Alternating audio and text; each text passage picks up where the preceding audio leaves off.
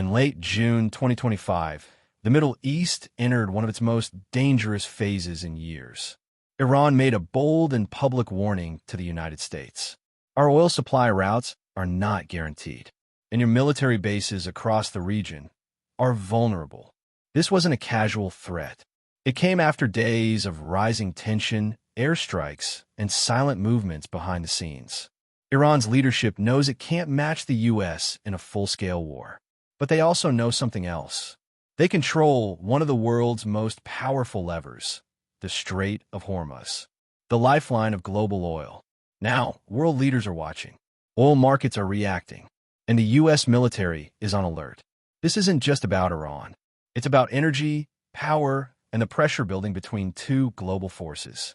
What happens next could shape the future of the entire region and the world economy. To understand why the world is holding its breath, you have to understand one place. A narrow stretch of water between Iran and Oman, just 21 miles wide at its narrowest point. This is the Strait of Hormuz. Nearly 1 in every 5 barrels of oil shipped across the planet passes through this choke point. That's over 20 million barrels a day, on average, moving from oil-rich nations like Saudi Arabia, Iraq, the UAE, and Kuwait to ports in Asia, Europe, and North America. The moment anything threatens this route, prices move. Fast. Because this is not just a waterway. This is the heartbeat of global energy. And Iran? It sits right on top of it. It controls the northern side of the strait, both physically, through its territory, and militarily, through its naval presence. The world has always known this. But when Iran publicly says it's willing to disrupt this lifeline, that's no longer just a threat. That's a warning. Now, let's be clear. Iran has used this card before. In the past, it hinted, it postured, it showed off small naval drills and missile displays. But this time it feels different. Why? Because Iran is responding to real events. Its nuclear facilities were targeted in a recent airstrike. Its senior military figures are under pressure. Its economy is still battling U.S. sanctions. And now, Iranian lawmakers and Revolutionary Guard leaders are aligned in their message. If Iran is attacked again, or boxed in further, it may use the one tool that can't be ignored, oil. Think about it. Iran doesn't need to sink ships. It only needs to make tankers nervous. A single incident, like a mine floating too close, a missile fired in nearby waters, or a drone flying overhead. That alone can spike insurance costs, slow shipping, and raise global prices overnight. And that's without even closing the strait. But what if it did try? Military experts agree it would be hard to do for long. The U.S. Fifth Fleet is stationed nearby. The global response will be fast. But even 2 or 3 days of chaos could have huge effects. Imagine oil jumping from $80 to $150 a barrel. Imagine fuel prices doubling in Europe. Imagine developing countries unable to afford energy imports. And Iran knows that. That's the power they're holding, not through full war, but through the fear of disruption. So when Iranian generals say U.S. bases are vulnerable, and when their parliament gives legal cover for action if provoked, the world takes notice. Because when the Strait of Hormuz becomes unstable, the whole world economy gets a fever. To understand why Iran is pushing so hard now, we need to ask a simple question. Why does Iran feel so cornered? Because this escalation didn't come out of nowhere. Just a week before Iran's latest warning, the region saw one of the boldest military actions in years. Israeli warplanes and drones carried out a covert airstrike deep inside Iranian territory. The target? A sensitive nuclear development site near Natanz, one of the most closely watched facilities in the world. This wasn't just about hitting infrastructure. It was a message. Israel is watching, and it is willing to strike, even if it risks full confrontation. The attack was quick, precise, and highly planned. Satellite images the next day showed craters, smoke damage, and broken containment buildings.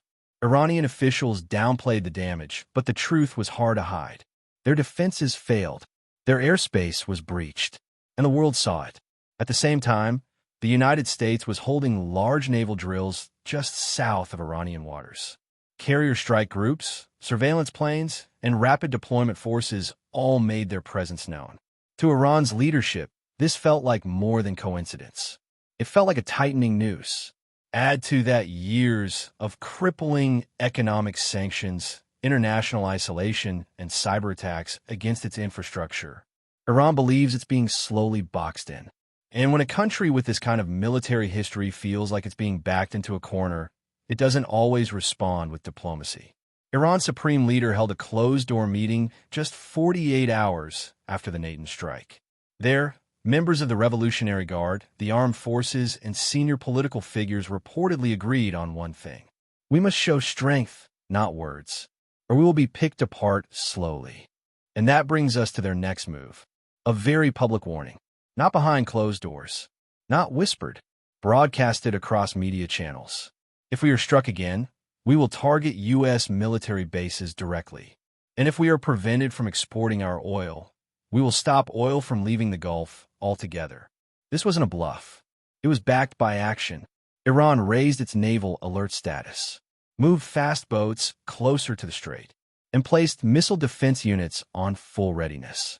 It also issued warnings to its proxy militias in Iraq, Lebanon, and Yemen, telling them to prepare for regional reaction scenarios. What does that mean? It means if Iran feels that a larger attack is coming, it may strike first, not just with missiles, but with drones, cyber warfare, and economic disruption. It's not about winning a war. It's about forcing everyone to think twice.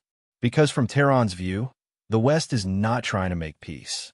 It's trying to slow Iran's rise through pressure, sabotage, and isolation. So now, with the world attention focused on them, Iran wants to change the game. And they're starting by raising the risk for everyone else. After Iran's warning, one phrase caught the world's attention. American bases in the region are vulnerable. It sounds like a threat, but is it true? Let's look at the facts. The United States has a long and heavy military presence across the Middle East. Bases in Qatar, Bahrain, Iraq, Kuwait, the UAE, and Syria support thousands of troops and critical infrastructure. One of the biggest is Al Udeid Air Base in Qatar. It holds U.S. bombers, drones, refueling aircraft, and command centers. Another is Al Dhafra Air Base in the UAE, used by American and Allied fighter jets for surveillance and strikes. In Bahrain, the U.S. Navy's Fifth Fleet operates from Manama. They manage the entire Gulf naval presence, from carrier groups to submarines. These are not small outposts. They are essential hubs for American power in the region. So the question becomes, can Iran really hit them? The answer, yes, but not easily. Iran has spent decades building up a massive missile program.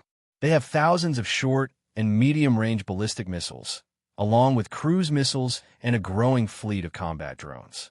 They've shown they can strike with accuracy. In 2020, after the killing of General Qasem Soleimani, Iran launched a missile strike on U.S. forces in Iraq.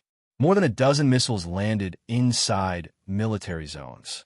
No one was killed, but over 100 troops were later diagnosed with traumatic brain injuries. The message was clear: Iran can reach these bases. Military analysts now say Iran likely has the range and accuracy to strike. Iraq in under 10 minutes. Kuwait in 12. Bahrain and Qatar in 15 to 20. Even Israel in under 30 minutes, using faster variants. But here's the other side of the story. These U.S. bases are not soft targets. They're equipped with Patriot missile systems, radar networks, anti-drone defenses, and air cover from nearby fleets. A direct hit wouldn't be easy, but it isn't impossible either. One lucky strike could cause serious damage. If a missile lands on fuel storage, aircraft, or barracks, the fallout could be deadly. Even the threat of a strike forces the U.S. to shift posture. Troops get moved. Jets get dispersed. Ships are repositioned. Command centers go underground or mobile. And that's part of Iran's strategy. They don't need to destroy every target. They just need to create pressure, raise costs, and slow down operations. By making U.S. planners second-guess every move, Iran gains time and space to maneuver. And if any actual attack happens, the response would be massive, but the damage may already be done. That's what makes this moment so tense. Even with strong defenses, the U.S. knows it's in range. And Iran is making sure the world knows that too. Iran doesn't need to launch a full war to shake the world. It just needs to hit one target, global oil. And right now, that's exactly what it's threatening to do. Over the years, Iran has shown that it understands the oil market better than many think. It knows how traders react. It knows how supply chains panic. And it knows that even the threat of blocking oil routes can cause real chaos. Let's be clear, Iran can't control oil prices permanently, but it can send them soaring overnight. How? Not by blowing up tankers, but by making the shipping lanes too dangerous to use. Picture this: a single floating mine near a shipping lane, a drone flying low over a Saudi tanker, a missile test accidentally fired close to a civilian ship. No oil company wants to take that risk, so instead they pull back. Insurance rates spike, and within hours, the cost of crude shoots up. Iran has done it before. In 2019, 6 tankers were damaged near the Strait of Hormuz in separate attacks. There was no official admission, but the world knew who was behind it. Markets responded. Insurance premiums jumped by 5,000% overnight for vessels heading through the Gulf. And that was with only 6 minor hits.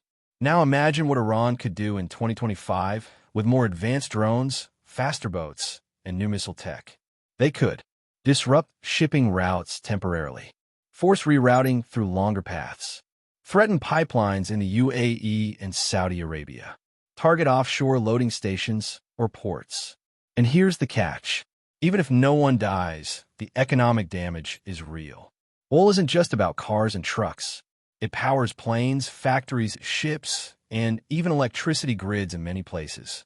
A price spike from $80 to $130 or more would hit everyone, from consumers in Europe to factories in India to gas stations in the US.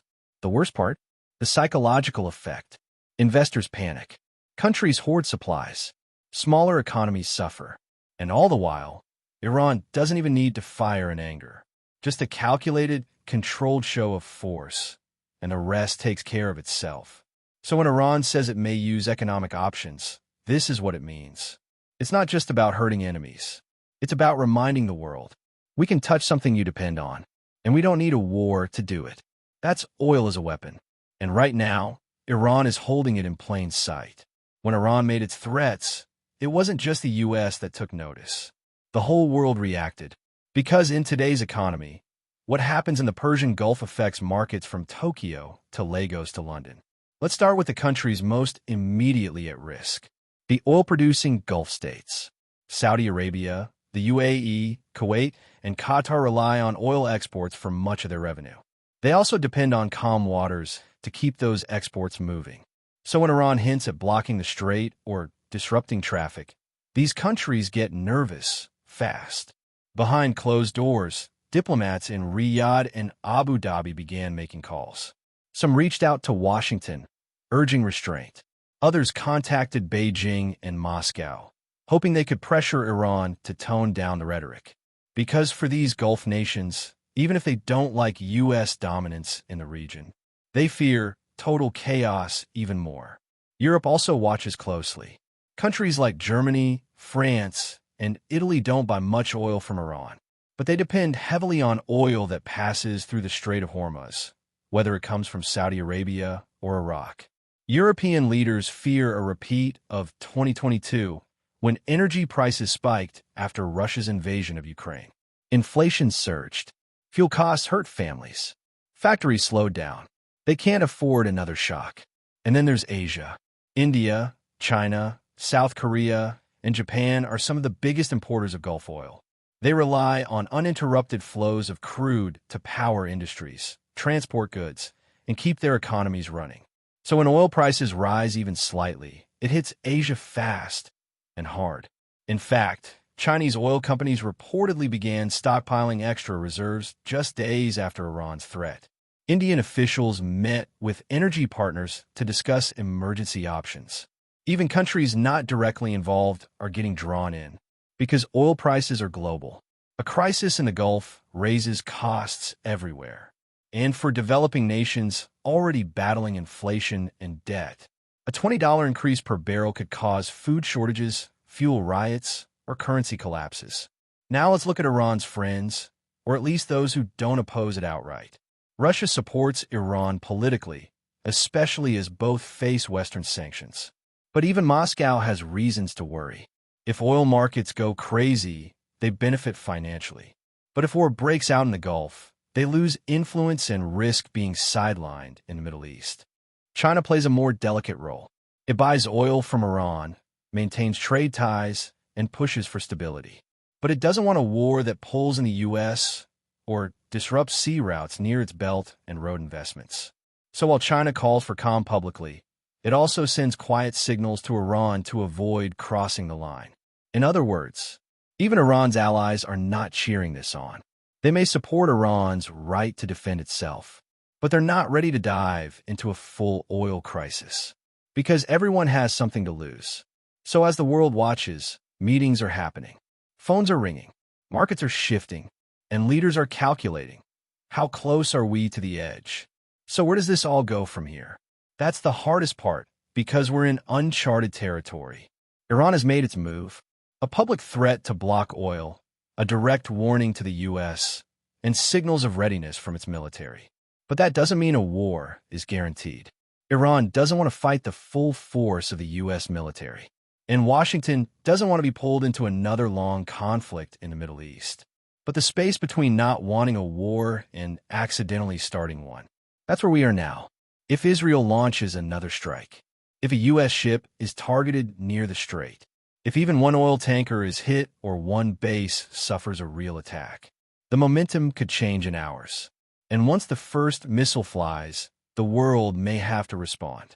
Not with words, but with force. That's the danger of escalation. It doesn't follow plans. It follows emotions, accidents, and pressure.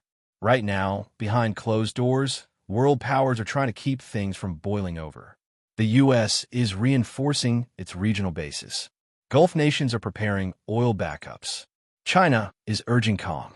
Europe is monitoring fuel reserves. Meanwhile, Iran is watching and waiting. It's sending a message, loud and clear. If we are pushed, we will push back in ways that cost the world. So what comes next? A deal? A back-channel negotiation? Or a sudden spark that lights up the region? No one can say for sure. But here's what we do know. The oil routes are on edge. Military bases are on high alert. Markets are nervous. And the world is watching two paths, peace or pressure. We live in a world where a narrow waterway can shake the planet, where oil, power, and politics collide in ways no one can fully control. Iran's latest warning isn't just about fuel. It's about reminding the world that one nation, cornered and wounded, can still press on the world's pressure points. The coming days will matter, because what happens in the Gulf never stays there. We'll be watching this closely, and we'll be back with the facts. No noise, no spin, just the truth behind the headlines. If you found this video helpful, hit the subscribe button and turn on notifications. Stay informed, because the next update might be even closer than we think.